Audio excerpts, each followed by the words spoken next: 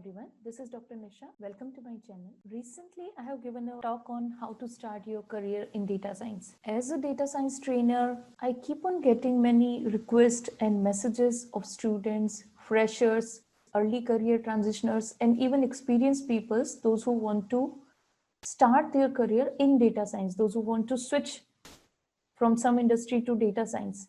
And all of they have similar questions. What is data science? How do I start? There is so much to learn. What skill sets I need to learn? So if you are also struggling with these answers, I would recommend you to watch my talk on how to start your career in data science. In this talk, I have discussed many points, and I have also discussed about different data science roles and the required skill sets.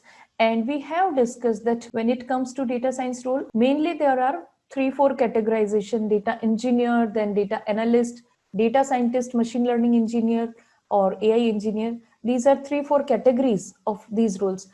Although when you will search for data science roles, you will see that there is BI analyst, there is HR analyst, marketing analyst, there is something in research and consultancy. So there are different roles in database management, in data architecture. So there are so many roles which are related to data professional. But broadly, we have talked about these 3-4 common roles, and we have discussed in this talk that what role may be suitable for your needs. And we have discussed the skill sets required for data science related roles. There are many non-technical skills also required for this role, which we have not discussed in this talk. If you want me to talk on non-technical skills and how to build upon those, you can write it in the comment box. Probably I'll make a separate video for that. And we have discussed about these technical skills. And I told you that these are not the exhaustive list of skills, but you will see commonly whenever you do start doing job hunting, and whenever you read the job descriptions and they write the required skills or preferred skills, you see most of these terms there frequently. And what happens is, those who are thinking to make it to data science for the first time, they really get overwhelmed by seeing these things. There are so many tools and techniques, and they started feeling like, I cannot do it, I cannot make it, right? And there comes the imposter syndrome. Maybe you are already good at something which you can use in your job to get insights from the data. But by looking at the long list of skills required in the job descriptions, most of the time candidates get confused, or they started feeling like they are not capable, and they even don't apply for that job. So I am not talking about the imposter syndrome right now and how to overcome that. I would like to say something about when you see the long list of technical skills which are required and you are trying to prepare for the role, how much time you should give yourself to learn something, and when should you start applying for the job. So let me tell you one very important thing which is going to help you. Here I am going to talk about 3 types of learning personalities. So one is this wide shape, one is this shape. So there are 3 types of learning personalities, and you need to identify, you need to find out which one is your type. The people who are in this category, they learn a wide range of topics. They learn wide range of tools, techniques, topics. So they know something about everything, right? So you have done some course in Python, you have done something in Excel, you know little bit of SQL, you know little bit of machine learning, you have idea about statistical analysis. So you have done a lot of things, but your knowledge in all of these things is limited. On the surface, we can say, just to get started, you don't know in detail knowledge of these topics, then you are in this category. And sometimes there are people who really believe in learning everything in depth. So what they do is they just choose 1 or 2 tools or 1 or 2 skills, and they try to master those skills. For example, you can call yourself a perfectionist in Excel, or you can call yourself that I am a Python developer. I can do anything with Python. I am really comfortable with Python. Or you can say that I'm really great with statistical analysis and machine learning. I can do it in one of the tools, but I don't know other related tools. So any 1 or 2 skills you are really, really comfortable with, you are an expert. So this kind of a skill. And there are many people who are in this range. It means they are having knowledge of broad set of topics, at least the introductory knowledge. and then they try to master or excel in one or two or maybe a limited number of skill set. So then their personality becomes T-shaped. So I would say that in data science, we need people like this, because if you know everything, but on the surface, it is not going to help you in the job, because you know Excel, SQL, R, Python, statistics, machine learning, predictive analytics. You have some domain knowledge also, like there are people who work in different industries, or you have taken different internship. So you know little bit about marketing, HR, finance, this and that, but you don't know anything in detail. Then probably you will struggle to apply all those skills to join the dots and make it something useful for the company, right? And if you are in this category, it is good. Some companies, some job roles, they need someone who is expert in a particular thing. But I would say here also there are some limitation. If you are expert in one or two things, that is great, but if you don't have any idea about what's happening in other fields, then probably you will struggle to understand and communicate with them and to get the teamwork done. Data science is always a teamwork. The greatest skills, I would say, is to learn how you communicate with others, learn how you will work with others, learn how you will explain your requirement to others. You need to learn how you will understand what the other person is saying. Probably you don't know anything about cloud, that's okay, you know something, but if they are talking something related to cloud, at least you should get some idea what the other person is trying to say, what problem he is facing when he is deploying your model to the cloud, so that accordingly you can make changes, right? So communication and teamwork is very important in data science field. And yes, I was talking about this. So this is the best way to start expanding your umbrella of skill sets, right? So as a beginner, if you are a beginner, if you are a fresher, or if you are just starting your data science journey, if you think you have not done a lot on the track, I would say first take some topics. I would talk about those topics which you should start with. Take those topics and learn little bit about all those topics. Learn from the surface at least, so that you get a taste or a flavor of what this tool is doing, how much you are comfortable with this tool. Are you really liking this particular area? Are you finding it interesting to develop machine learning models? So those kind of things. So you will get a flavor of everything. And once you have taken flavor of everything, don't spend too much time in that journey. Then you can choose which one is your forte, which one do you like most, and which one can you perform better in. So go in depth on those topics and make those topics as your primary skills. Then it would be better that you can show it in your profile somehow that you are expert in these things, but still you have knowledge of these many things. So if given time, if there is a requirement, you can always improve your learning where you have already prepared the base. For example, you are not very good with R, you have just done data wrangling with R. If you're not very good with Python, you have done data management and data analysis with Python. You have just learned Pandas library. That's okay. But if your job role later on require you to use advanced things using Python, like scikit-learn and using pipelines in classes, you already have the base with you, right? So when your job required those skills, you can always upskill yourself. So instead of trying to master everything in one go, you should try to create a base, and then you should slowly and gradually start mastering one or two things at a time, right? So this is how you should learn. Now, let me just tell you on a very broad level, what are the skills which you need to have, right? There are so many skills which I have written that day, and I have even answered some of the queries, but some of the queries got unanswered. So let me tell you on a very broad level, what are the things you need to have. I would say it's not a thumb rule, it's not a strict rule that you need to have this and you don't need to have this, because probably I'll prepare a separate video for job hunting skill. But when you start job hunting, you will see that for the same job title, they have different skills, which different companies demand different skills, right? So there is no fixed rule, but usually what I see is what are the skills which are required. So if you are targeting for data analyst or maybe data scientist, it's doable. Or we can say ML engineer, or if you are targeting for data engineer, And as I said, different companies even mix these rules. So what are the skills which are required? For data analyst, you must have understanding of Excel and databases so that you can fetch data and you can do the basic things with the data. And when it comes to programming, R or Python.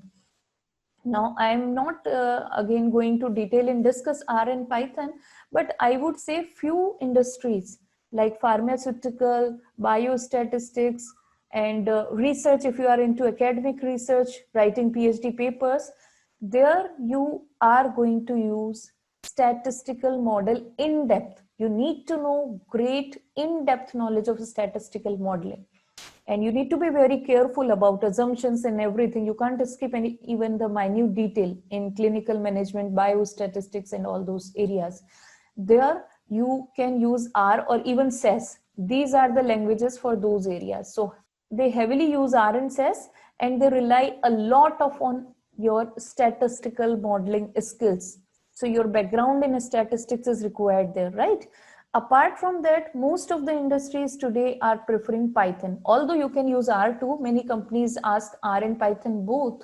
But if you are trying to learn one of the language at a time, you can start with Python, because Python is very popular today, and both are very easy to learn.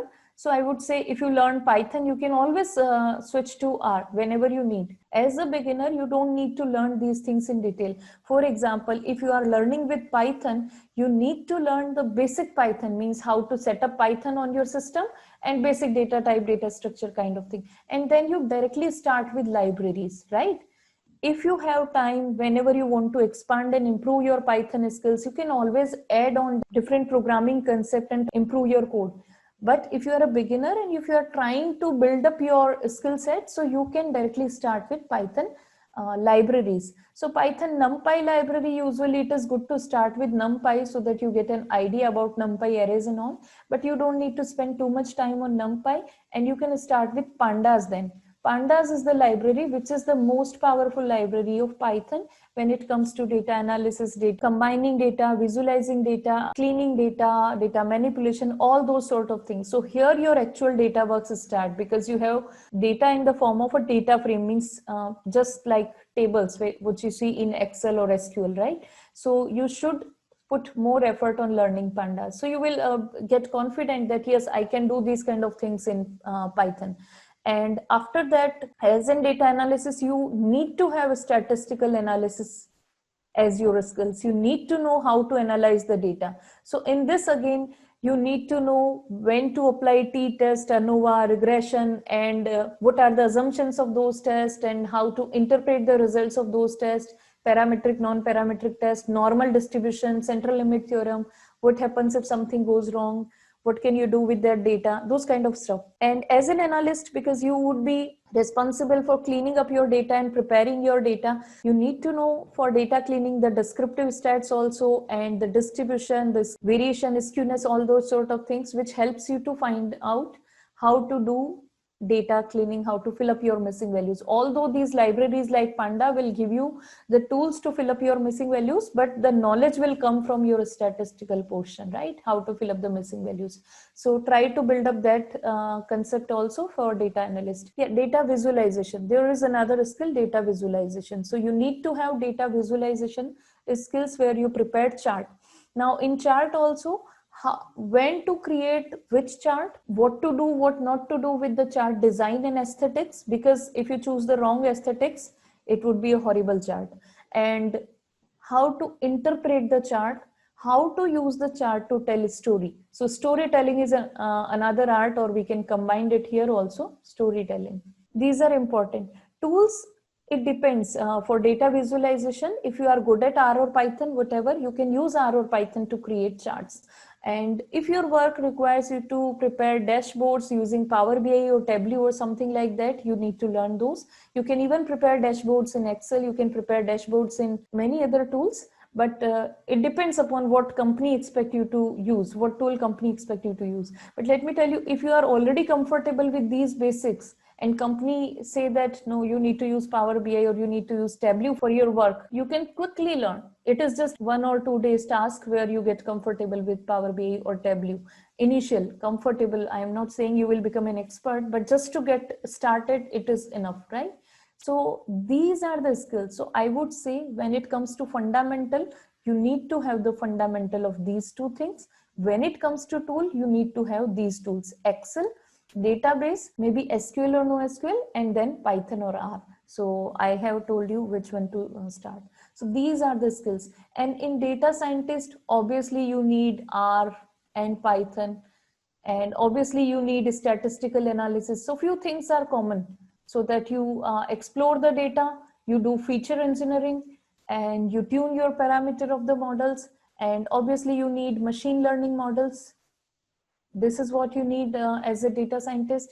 Data visualization and storytelling, it is required almost everywhere, so definitely you need these things. So you see that many things are common here, right?